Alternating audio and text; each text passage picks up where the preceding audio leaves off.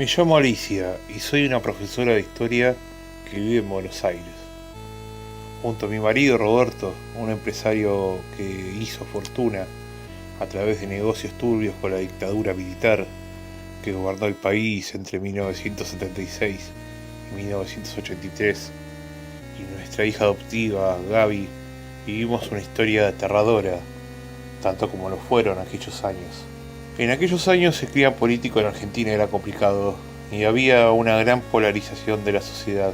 Por un lado estaban aquellos que apoyaban al gobierno militar que había tomado el poder en 1976, mientras que por otro lado se encontraban aquellos que se oponían al régimen y luchaban por los derechos humanos.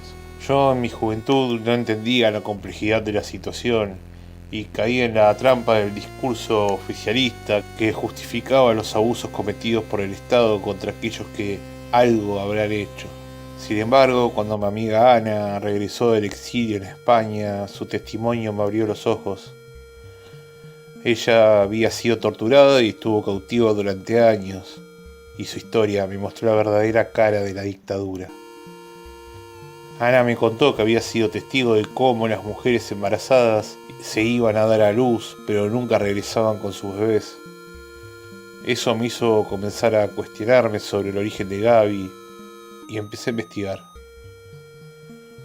Fue entonces cuando descubrí que existía una organización llamada Abuelas de Plaza de Mayo que buscaba a niños desaparecidos, y me encontré con Sara, quien creía que Gaby podía ser su nieta.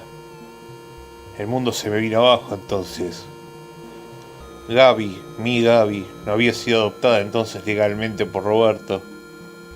Podría haber sido hija de desaparecidos. Esto me hizo sentir una profunda angustia y desesperación. Todo lo que creía haber construido se desmoronaba en un instante, dejándome perdida y vulnerable. Me sumergí en una investigación exhaustiva sobre el pasado de Roberto y descubrí que había estado involucrado en algunas operaciones turbias durante los años más oscuros de la dictadura militar. Me pregunté cómo pude ser tan ciego y no darme cuenta de lo que estaba sucediendo a mi alrededor durante tanto tiempo. La culpa me carcomía y me hacía preguntarme si había algo que pudiera haber hecho para evitar todo esto. A partir de ese momento mi vida se dividió en un antes y un después de ese descubrimiento. Ya nada volvería a ser lo mismo. El trabajo de Roberto lo tenía abrumado. Como gerente de una importante empresa, tenía que tomar decisiones difíciles, mantener a los empleados motivados y alcanzar los objetivos establecidos por la empresa. Además, lidiaba constantemente con la presión de sus superiores, quienes esperaban que lograra resultados impresionantes en un corto periodo de tiempo. A esto se sumaba el conflicto con su familia política, quienes eran miembros del peronismo de base y no compartían su ideología conservadora y su cercanía con la élite militar. La situación se tornó tensa cuando intenté presentarle a Sara a Roberto. Él parecía haber estado bebiendo y su comportamiento era errático. De repente, sin ninguna razón aparente, Roberto se enfureció y empezó a gritarme. Me exigía que me fuera del lugar, como si yo fuera una intrusa en mi propia casa. La situación se puso cada vez más tensa y Roberto parecía fuera de sí. Fue entonces cuando me di cuenta de que algo andaba muy mal. Después de un rato, Roberto se calmó un poco y se retiró a su habitación. Más tarde esa noche, cuando me disponía a salir de casa, Roberto me agarró del brazo y me acusó de ocultar a Gaby, su hija. Yo traté de explicar que ella estaba con su madre, pero Roberto no me escuchó. En lugar de eso comenzó a golpearme salvajemente y me lanzó contra la puerta con tanta fuerza que me rompió los dedos. Cuando abrí los ojos, el mundo a mi alrededor era un borrón. Me senté aturdida y confundida, sin saber dónde estaba ni qué había sucedido. A medida que mi visión comenzó a enfocarse, empecé a sentir un dolor agudo en mi cuerpo.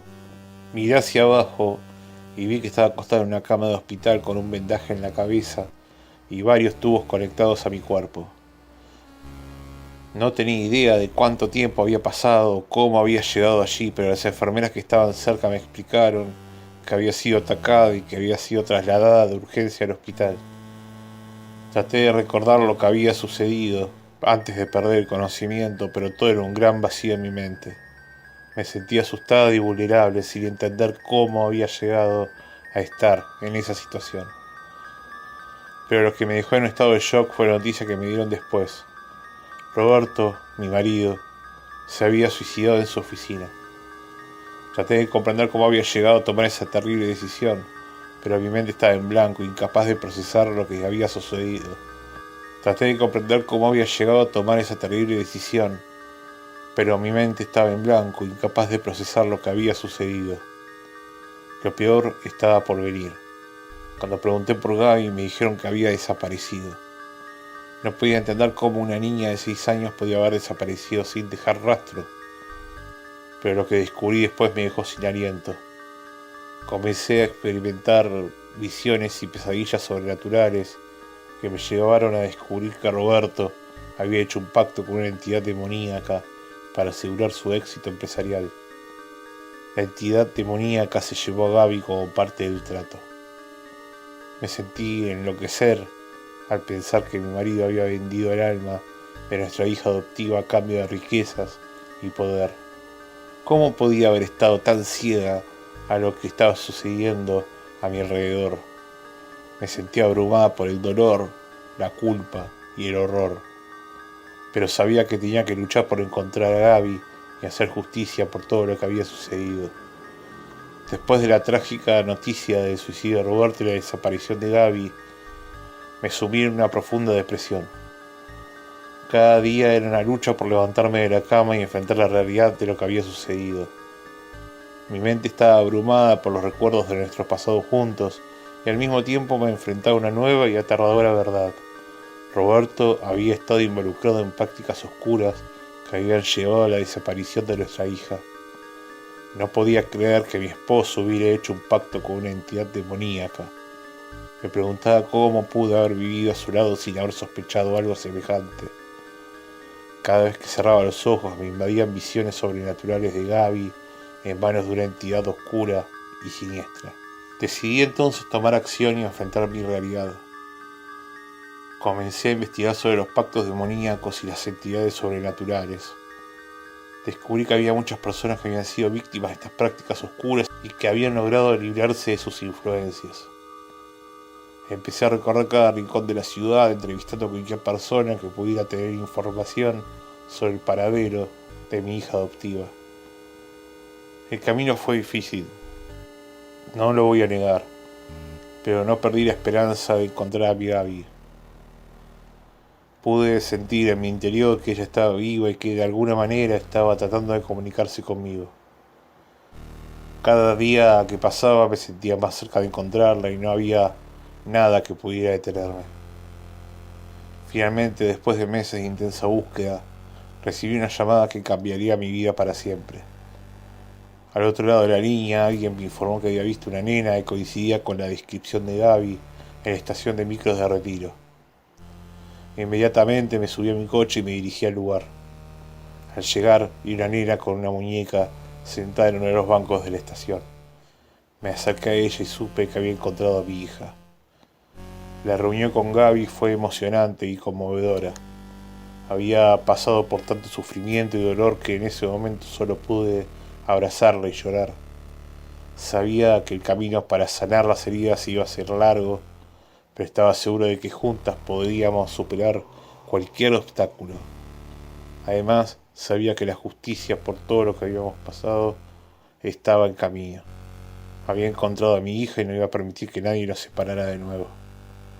Luego, con una nueva perspectiva sobre la situación del país, me uní a la lucha contra la dictadura y me uní a las abuelas de Plaza de Mayo en su búsqueda de Gaby. Enfrenté los peligros de la violencia política. Con la ayuda de las abuelas, logré entregarle a Gaby a su verdadera abuela, Sara. Ella aún me llama mamá porque comprende que yo no tuve nada que ver con su apropiación y siempre estuve para ella. Su abuela también lo comprendió y me permitió seguir en contacto con Gaby. Finalmente me quedé reflexionando sobre el costo de mi lucha, pero al mismo tiempo sintiendo que encontré una nueva familia y un nuevo propósito en mi vida. Aprendí que la verdad y la justicia son mucho más importantes que el dinero y el poder. Aprendí que nunca hay que buscar hacer negocios con el demonio. Aprendí que para ambas cosas hay que hacer algo terrible, el pacto.